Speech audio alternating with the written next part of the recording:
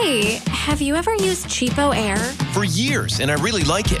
With Cheapo Air, you can book online, use their app, or even over the phone. They've got great prices on over 500 airlines and millions of accommodations. They're my go-to for travel planning. And if you join their Club Miles program, you can earn points to save on the cost of your travel. Book on the app, and you get double points. Sounds like it's time I tried Cheapo Air. Call Cheapo Air at 855-247-3279 or visit cheapoair.com/podcast. How would you like a 15% discount to my daily email, the stack of stuff, the show notes, discounts to the conference, all of that? All you need to do is text the word show to 33777. You'll get the annual subscription with a 15% discount to my daily email. You'll get the stack of stuff, the links to the show notes, discounts to the conference, and so much more. All you have to do is text the word show, SHOW, to 33777. Text show to 33777.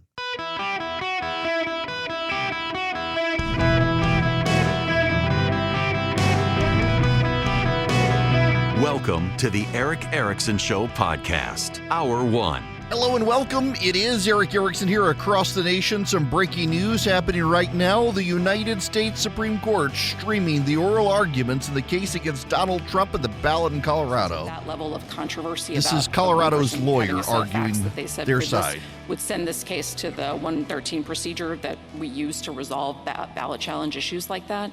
And if another elector or the individual who brought the information didn't want to bring it, the secretary herself could bring that action.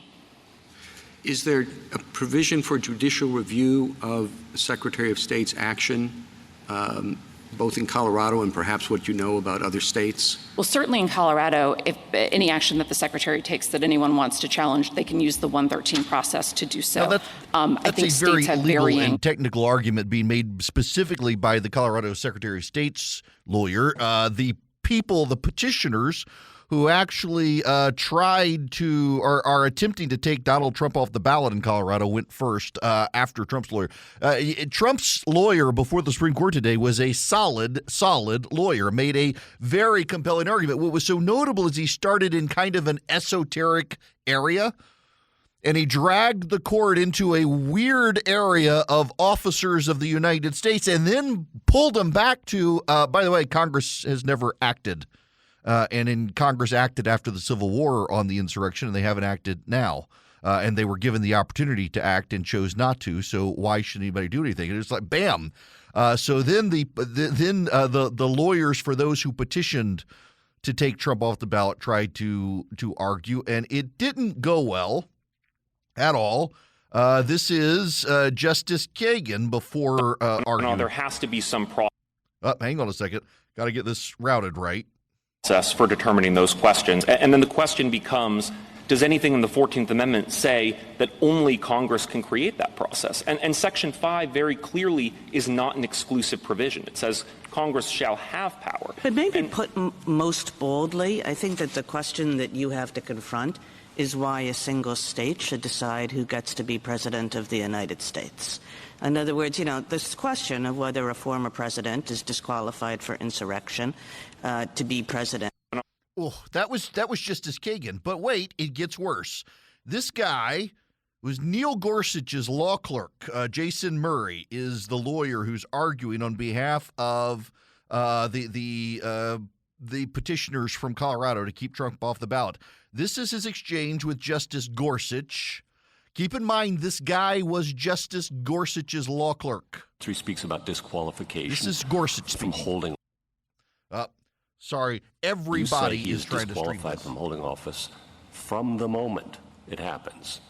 Correct, but nevertheless, so it operates. You say that there's no legislation necessary. I thought that was the whole theory of your case, and no procedure necessary. It happens automatically.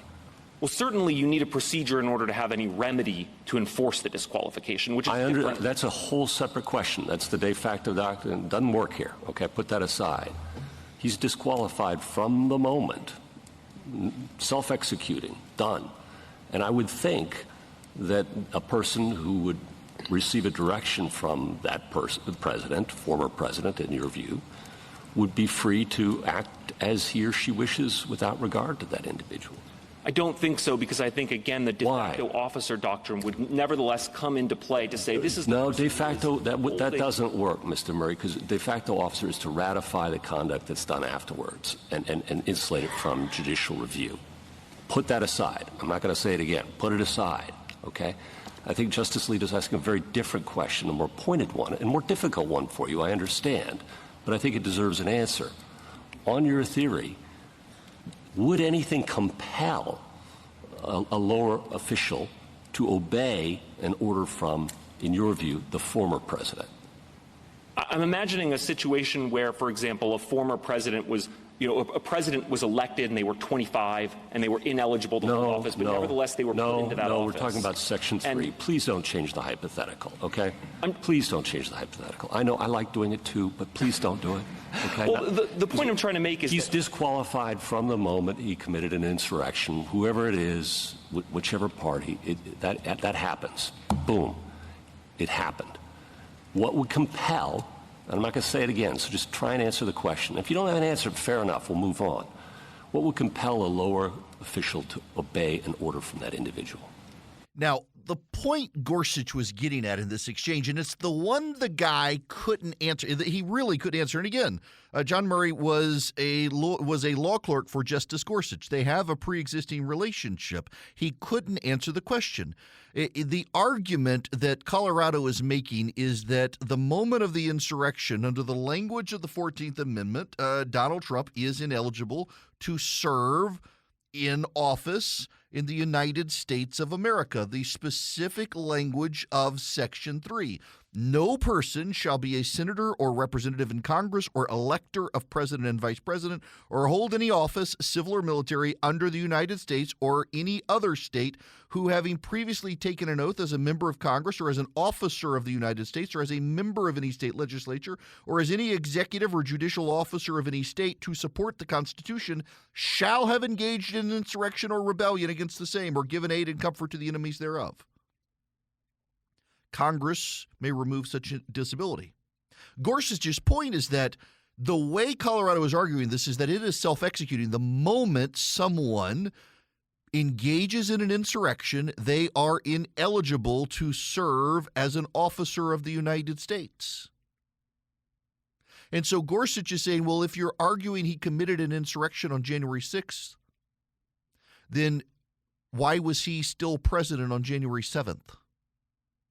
Because your argument is the moment he does this, he's ineligible. So why was he still president of the United States on January 7th if he was ineligible? And the lawyer had no answer for it. He had no answer for it. The other thing, and I told y'all this was an issue. I told you when this was coming up, and people on the left completely dismissed it, and they laughed at me and said, you don't know what you're talking about. Never mind I was a lawyer. Never mind that literally my highest grade in law school was constitutional law. Literally, the highest grade I made in law school. I got such a good grade in that class, it caused people to fail on the curb.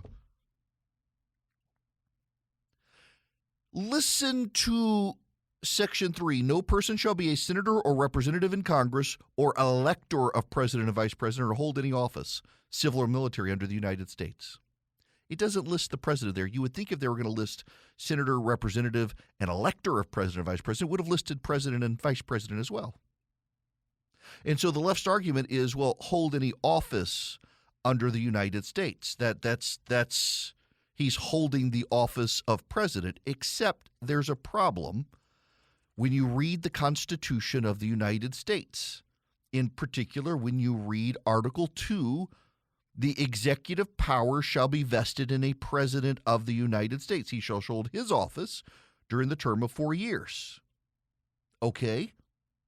But, what are his powers? What are the powers of the President of the United States?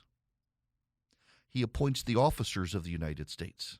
And in Section 4 of Article 2, it says the President, the Vice President, and all civil officers of the United States. And all civil officers of the United States. That civil officers is language reflected in the third section of the 14th Amendment, civil officers. it's mentioned there. But Section 4 of Article 2, which defines the presidency and its powers and how to remove him from office, separates the president from civil officers. The president is not a civil officer under the Constitution. He's the president under Section 4 of Article 2 of the Constitution. And the left totally dismissed that argument, and yet the Supreme Court, including Elena Kagan, is taking very seriously the fact that the president of the United States is distinct. Now, listen, this is, if you think it's just me, this is Ketanji Brown Jackson, Joe Biden's appointee to the United States Supreme Court. From rising again in the context of these sort of local elections as opposed to focusing on the presidency.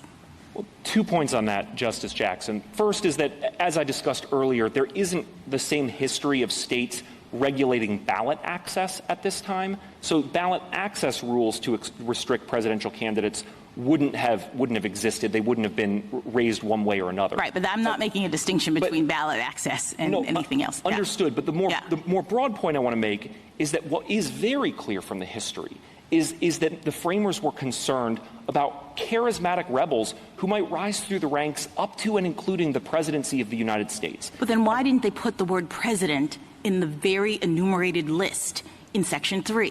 The thing that really is troubling to me is I totally understand your argument, but they were listing people that were barred, and president is not there. And so I guess that just makes me worry that maybe they weren't focusing on the president. And, for example, the fact that electors of vice president and president are there suggests that really what they thought was, if we're worried about the charismatic person, we're going to bar insurrectionist electors, and therefore that person is never going to rise. This came up in the debates in Congress over Section 3, where Reverdy Johnson said, why haven't you included president and vice president in the language? And Senator Morrill responds, we have. Look at the language, any office under the United States. Yes, but doesn't that at least suggest ambiguity? And this sort of ties into Justice Kavanaugh's point. In other words, we had a person right there at the time saying what I'm saying. The language here doesn't seem to include president. Why is that? And so if there's an ambiguity, why would we construe it to, as Justice Kavanaugh pointed out, against democracy? Well, Reverdy Johnson came back and agreed with that reading. Any office is clear. The Constitution says about 20 times. No, I'm not going to that. So let me just say, so your point is that that there's no ambiguity. With having a list and not having president in it, with having a history that suggests that they were really focused on local concerns in the South, with this. That's Ketanji Brown Jackson, Joe Biden's appointee to the United States Supreme Court. That's brutal. That's brutal. Here's a little more from Justice Gorsuch. That this court has held. You're not contesting. Here we go. Buffering. There are a lot of people listening to the Supreme Court. Or asking us to revisit that decision in Thornton or term limits or whatever you want to call it, that it has to come from some federal constitutional authority. No, we are not, Your Honor. Okay. And here we're not talking about the qualifications clause, right? Nobody's talking about whether he's 35 years old or natural born, whatever, right? Not at issue, okay? We're talking about something under the 14th Amendment and Section 3. So that's where you have to find your authority, right? We find our authority in Article 2, in states' plenary power to run their elections. Federal election, but this is for a federal office. It has to come from the Constitution, and you're seeking to enforce Section 3. We're suggesting that in their broad power to determine them, to select presidential electors in any manner they see fit, they can take account of Section 3 and apply Section 3. Could they do it without Section 3? Could they disqualify somebody for, on whatever basis they wanted outside of the qualifications clause? That would run into term limits, I would think so, right? So it has to come back to Section 3.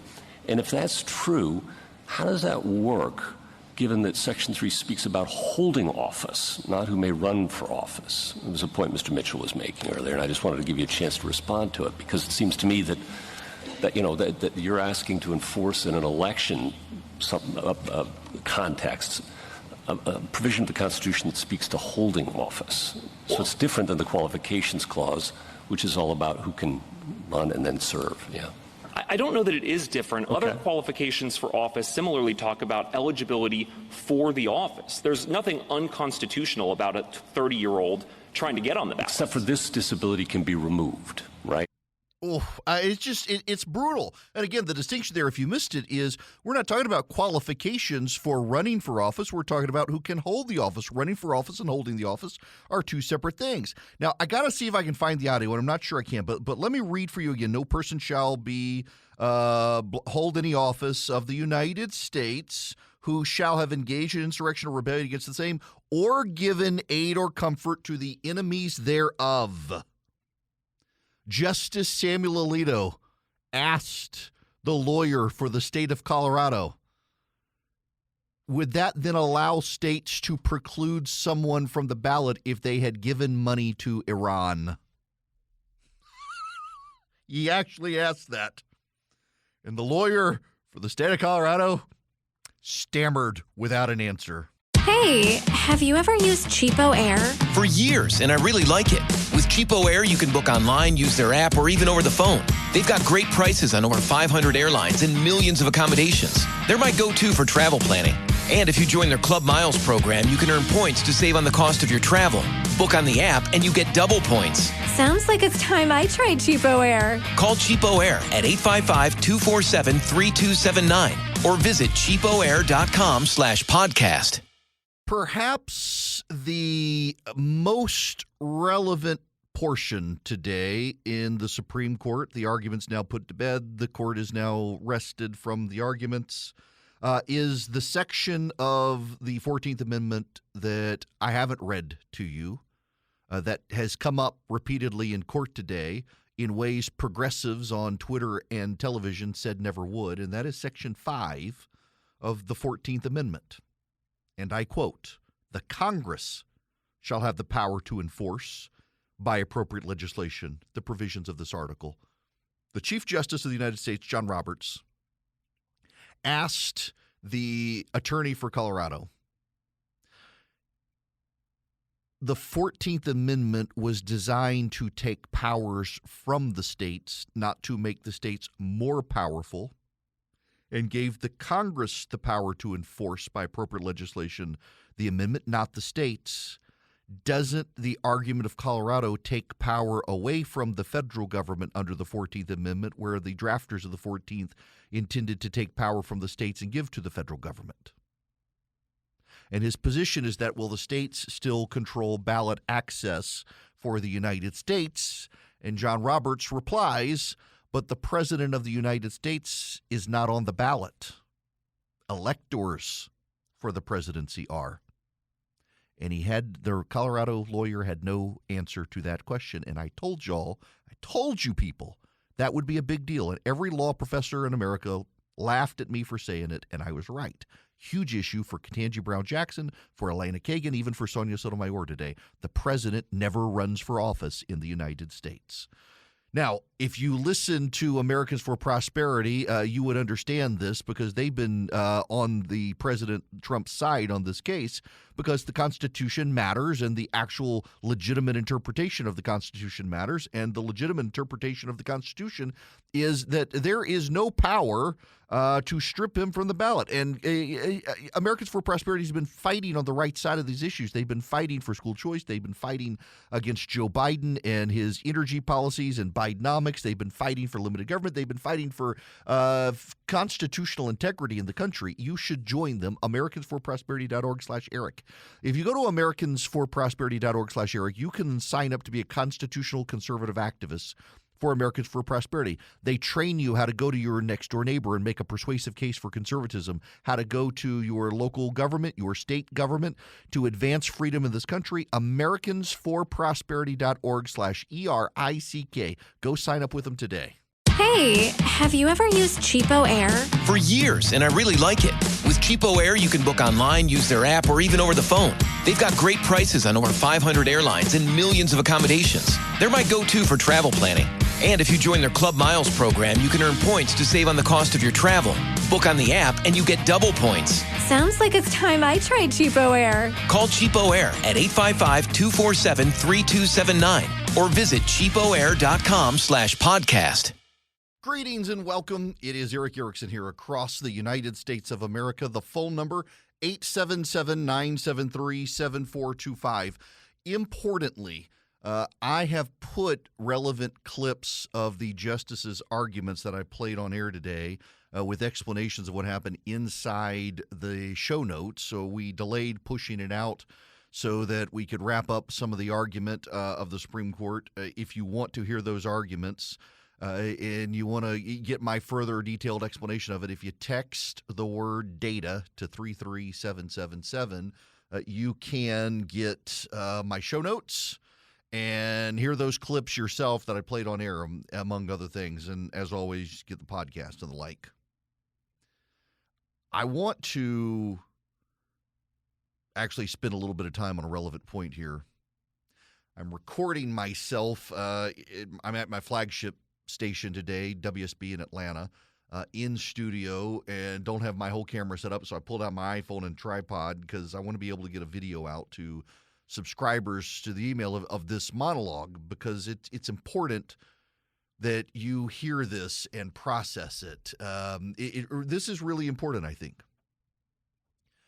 Over the last couple of months since Colorado made its decision to strike Donald Trump from the ballot, there have been a number of talking heads on television, the supposed objective legal analysts, in addition to progressives who have been very adamant with a level of epistemic certainty, dogmatic certainty, undeniable, unquestioned that, of course, the Colorado Supreme Court got it right. Now, these were not supposed partisans, many of them. In fact, there are a lot of law professors out there having meltdowns today. One of the most hilarious meltdowns today by any law professor is one in Georgia who referred on social media to Sam Alito as an a-hole for pointing out to Colorado's lawyer that he's not answering the question. That's not unhelpful. Professor Siegel, a Georgia State professor, who is he doesn't like the conservative bent of the Supreme Court, and he had a meltdown on social media over this line of questioning that included Ketanji Brown Jackson and Elena Kagan not being down with Colorado's position. And what you need to understand here is that this was laughably obvious to anyone not broken or poisoned by their partisanship that this was going to happen.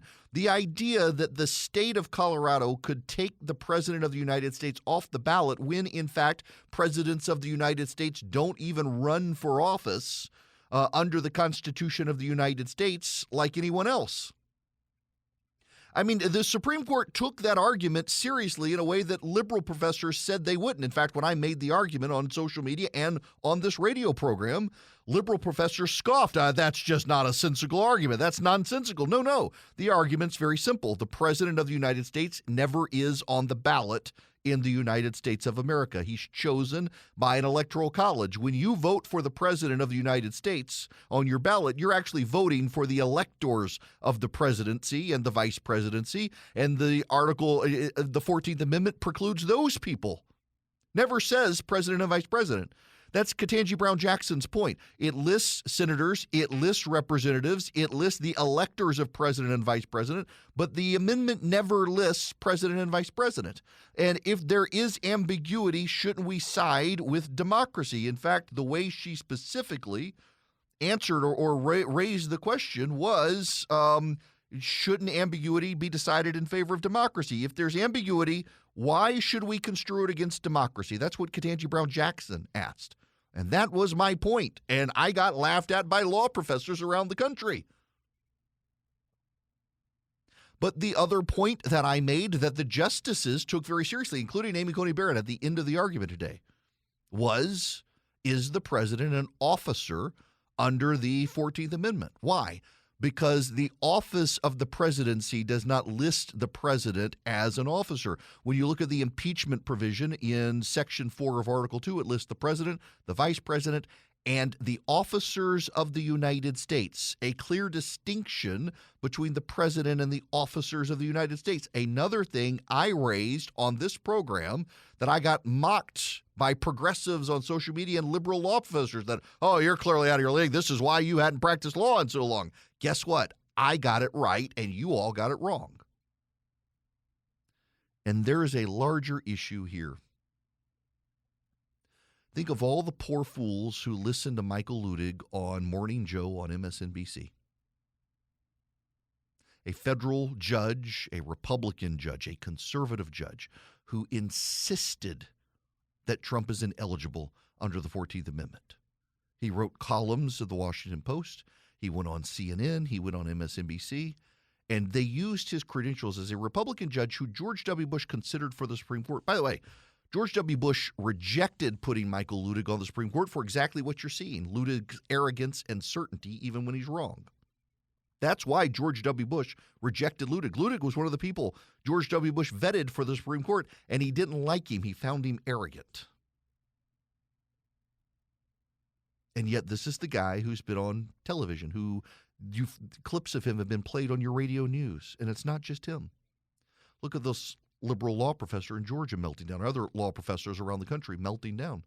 And they're blasting the conservatives, saying, Clarence Thomas, he should have stepped aside and recused himself because his wife was complicit in organizing the insurrection.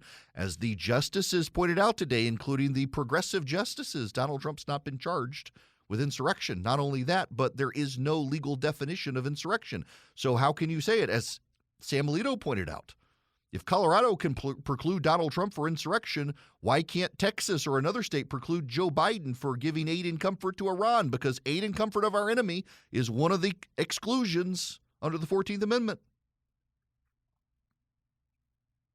One of the issues as well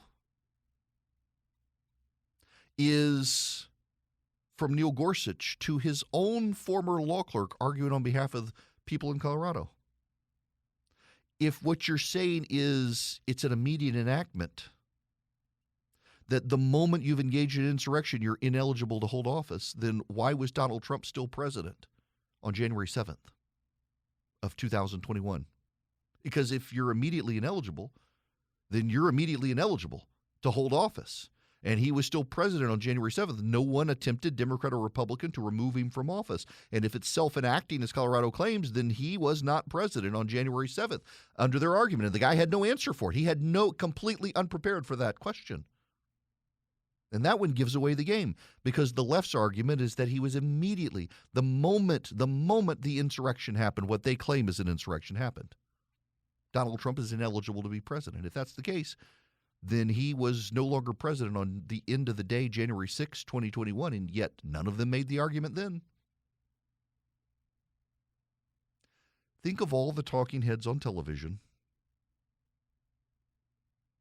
Think of all the talking heads on television who insisted that Trump would be ineligible. Michael Ludig was on MSNBC this morning making that case.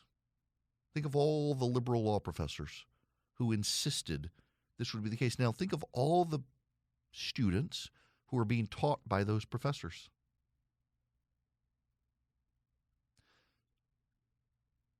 Is it any wonder so many people mistrust the media in their handling of these things? They gave disproportionate airtime, even while raising skepticism, they gave disproportionate airtime to the people making the arguments that Trump was ineligible.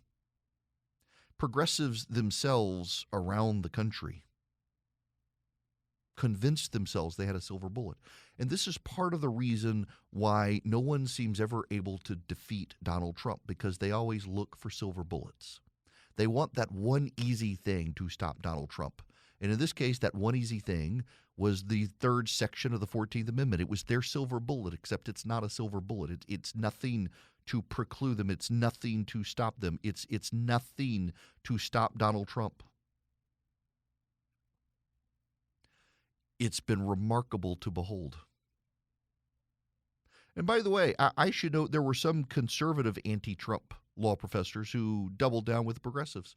It wasn't just on the progressive side. There were anti-Trump law professors, I guess you could say, more than progressive professors, to be fair. And they all went down this rabbit hole that this was their silver bullet. Everyone seems to be remarkably surprised that Donald Trump keeps winning. Now, Trump candidates tend to lose. Look at 2018, 2020, 2022, 2023. Trump himself, they come after him, and he beats them. He beats them because they don't want to do the hard work of defeating Donald Trump. They want the silver bullet. It's easy to find that one thing. Conservatives for years wanted that one thing to defeat Obamacare, and it was render it no longer a tax and it would be defeated. And so they did that, and the Supreme Court still upheld it for other reasons. Stop trying to find the silver bullet. Stop trying to find the silver bullet. But more importantly, stop letting your partisanship define how you see the world. And this is a lesson for every one of us.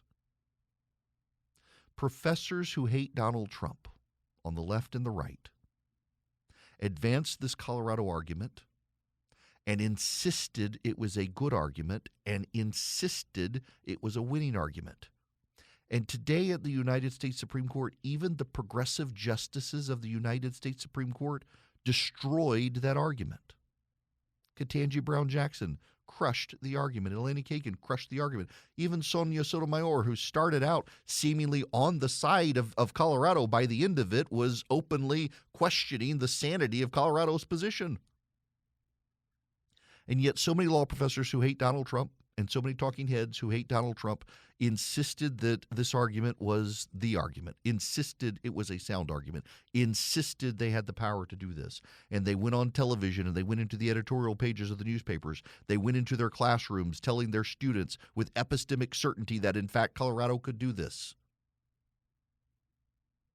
And you know, if it was just the conservative justices, they could say, well, this is all partisanship. And look at how partisan the Supreme Court has become. This could very well be a 9-0 or 8-1 decision by the Supreme Court. It could be a per curiam decision by the United States Supreme Court where they don't even sign their name to it. They just say, nope.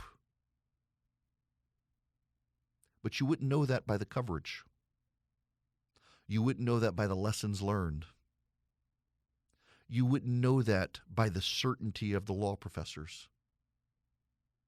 In fact, the biggest, most striking revelation from the United States Supreme Court today is just how out of touch law professors are with the actual judicial system of the United States. Left, right, and center, anti-Trump law professors, just how out of touch they are.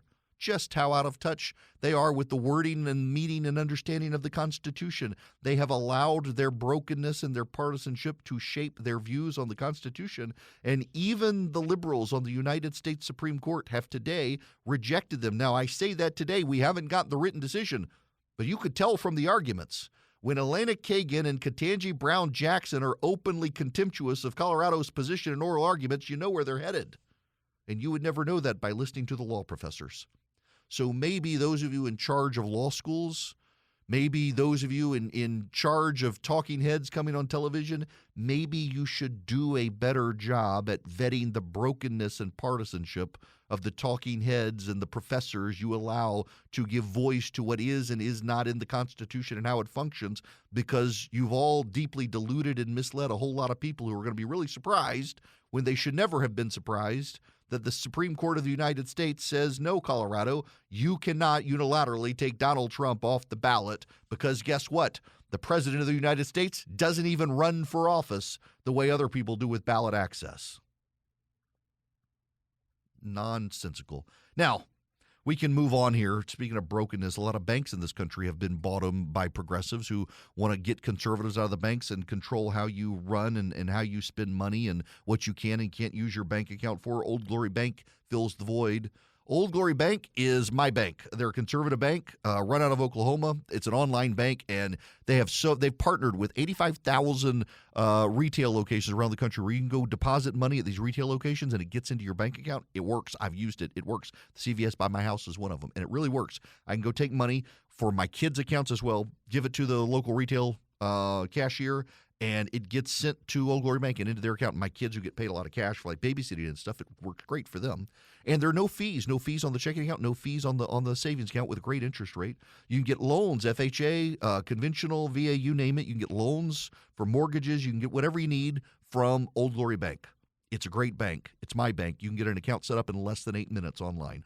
OldGloryBank.com. OldGloryBank.com. It is my bank. OldGloryBank.com. Terms and conditions apply. Member FDIC. Equal housing lender. Hey, have you ever used Cheapo Air? For years, and I really like it. With Cheapo Air, you can book online, use their app, or even over the phone. They've got great prices on over 500 airlines and millions of accommodations. They're my go-to for travel planning. And if you join their Club Miles program, you can earn points to save on the cost of your travel. Book on the app, and you get double points. Sounds like it's time I tried Cheapo Air. Call Cheapo Air at 855-247-3279 or visit cheapoair.com/podcast. This hour of the program brought to you by First Liberty Building and Loan. They are in Noonan, Georgia, and you shouldn't let that discourage you if you're in Kalispell, Montana, or Salem, Oregon, or anywhere else, because they help businesses nationwide. So First Liberty Building and Loan has been helping businesses grow since the 90s. The Frost family is still in charge. They're going to stay in charge. You can develop a long-term lending relationship with First Liberty Building and Loan that you probably can't get at another bank where people shift around a lot. This family has been helping businesses grow. They want to help your business grow. If you're buying a building, buying a franchise, deals like that, reach out to them. First Liberty Building and Loan. They make their own lending decisions, and they know how to help businesses grow. It's FirstLibertyGA.com. FirstLibertyGA.com. Reach out to them. Tell them I sent you. Spend 10 minutes with them. See if they can help you and be a part of your long-term relationship for lending. I want to play you this audio. This is from, again, I mentioned Judge Michael Ludig. He was on Morning Joe this morning, and this was some of what he said. This is precisely the insurrection that disqualifies one under Section 3 of the 14th Amendment. So you're right. That is the only legal issue. But there's such massive political consequences that although the Supreme Court ought not consider those, undoubtedly they will consider them. But the Constitution requires the disqualification of the former president. Not according to Elena Kagan. Not according to Justice Ketanji Brown Jackson, appointed by Joe Biden. Not according to them. With epistemic certainty, he insisted this was an insurrection, though Trump has never been charged with one, and that it was obvious under the plain meaning of the Constitution that he should be disqualified from office. And he can't answer the same question that Colorado's attorney couldn't answer. If it is self-enforcing and immediate, then how is Donald Trump still president on January 7th, 2021? He had no answer for it. Of course, he was never asked, but that's it. The brokenness of these people when it comes to these things. And listen to another commentator on MSNBC. I mean, my view is a little bit in between those in the sense that I'm not a lawyer, but I think the legal case that he's in violation of these things is very strong. But I am sympathetic to the view that this is the wrong way to beat Trump for a couple reasons. Number one, you and I were just talking about this in the hallway.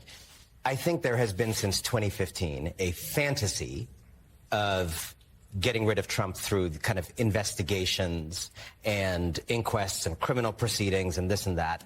And it is now 9 years on, and none of those have actually shown the ability to protect American democracy from him. So 9 years is a pretty long time to wait for our institutions to save us. They may not save us just as a matter of timing.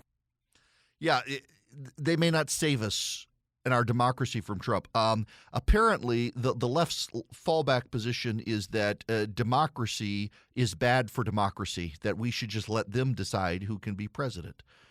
Y'all, Donald Trump is not president of the United States right now. Joe Biden won. He is president of the United States. Whether you like it or not, whether you believe he stole it or not, he's president. Looks like our system worked very well. It's the people who hate America seem to hate our system and seem to at every opportunity want to question the stability of our system. And they question the stability of our system by regularly trying to destabilize our system. Maybe we should ignore them. Maybe we should ignore them. Hey, have you ever used Cheapo Air? For years, and I really like it. With Cheapo Air, you can book online, use their app, or even over the phone. They've got great prices on over 500 airlines and millions of accommodations. They're my go-to for travel planning. And if you join their Club Miles program, you can earn points to save on the cost of your travel. Book on the app and you get double points. Sounds like it's time I tried Cheapo Air. Call Cheapo Air at 855-247-3279 or visit cheapoair.com/podcast.